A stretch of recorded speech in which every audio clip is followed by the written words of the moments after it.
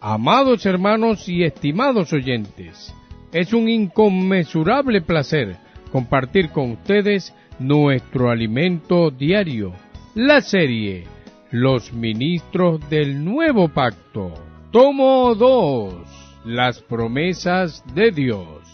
Semana 4, Bástate mi gracia, basada en la segunda carta a los Corintios, capítulo 12, versículo 9.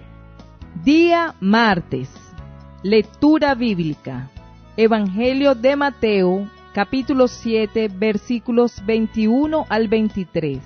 Evangelio de Lucas, capítulo 8, versículos del 1 al 3.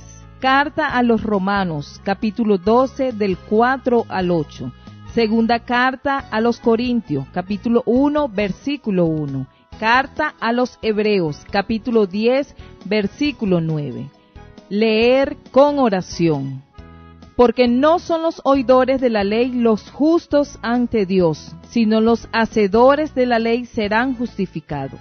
Carta a los Romanos, capítulo 2, versículo 13. Servir de acuerdo con la voluntad de Dios.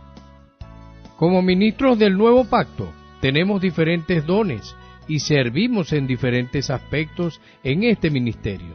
Esto nos muestra que cada ministro tiene su sección, es decir, su área de actuación. Aunque hay diferentes ministerios, todos se deben realizar con excelencia y entusiasmo.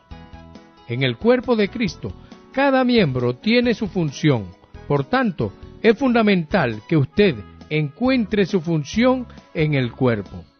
Para eso, tenga comunión con los hermanos que el Señor puso delante de la iglesia. Ellos ciertamente le ayudarán a identificarla. Al encontrar su función, usted debe desempeñarla con ahínco, diligencia, esmero y generosidad, con miras a la edificación de la iglesia. Un importante aspecto del ministerio de la edificación de la iglesia es el ministerio de las ofrendas de riquezas materiales. Algunos hermanos poseen este ministerio y cooperan con el Señor por medio de sus ofrendas. A pesar de que muchas veces no logran participar de las reuniones de la iglesia por causa de sus negocios, ellos tienen el deseo de contribuir para la obra del Señor. El ministerio de estos hermanos es como el de las mujeres que acompañaban al Señor Jesús y suplían sus necesidades. Por andar con el Señor conocían sus necesidades y rápidamente las atendían.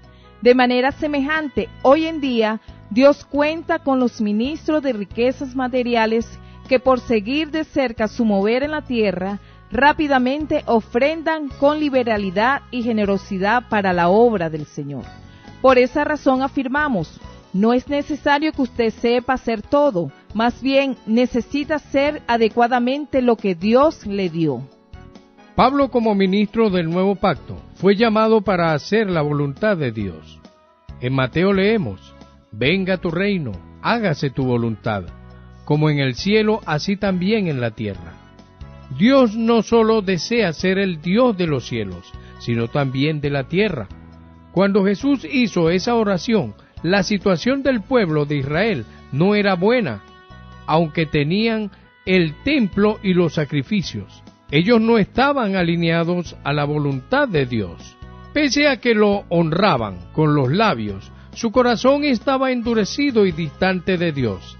En esa circunstancia fue que Jesús oró. Por medio de su oración podemos ver su corazón, el cual anhela hacer la voluntad del Padre, es decir, traer su reino a la tierra. Igualmente debemos anhelar hacer la voluntad de Dios, empezando por nuestra vida y por nuestra casa.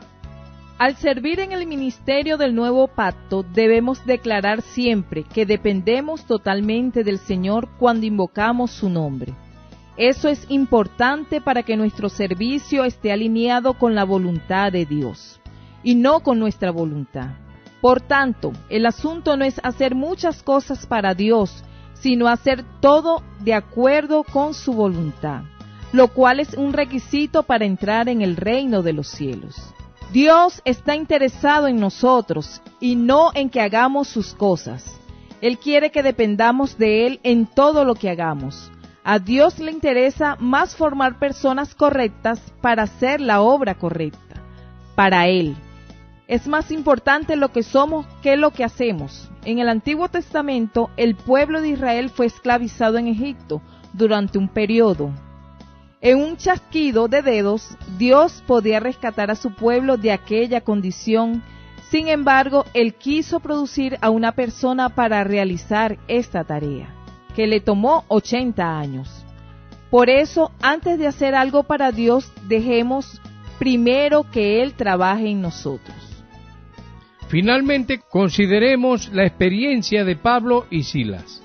Cuando partieron para realizar una obra misionera, ellos intentaron ir a Asia, pero el Espíritu se los impidió. Luego intentaron ir a Bitinia. No obstante, el Espíritu de Jesús no se lo permitió. Si ellos hubieran insistido en ir a esas regiones para hacer la obra de Dios, Él mismo no habría reconocido tal obra, pues no estaba de acuerdo con su voluntad. Después de acatar lo que el Espíritu determinó, Pablo y Silas partieron a Troas y enseguida partieron a Europa, donde se les abrió una nueva puerta para el Evangelio, conforme a la voluntad de Dios. Por tanto, un ministro del nuevo pacto sigue la dirección del Espíritu para hacer la voluntad de Dios. Pregunta: ¿por qué es tan importante invocar el nombre del Señor? Buen disfrute.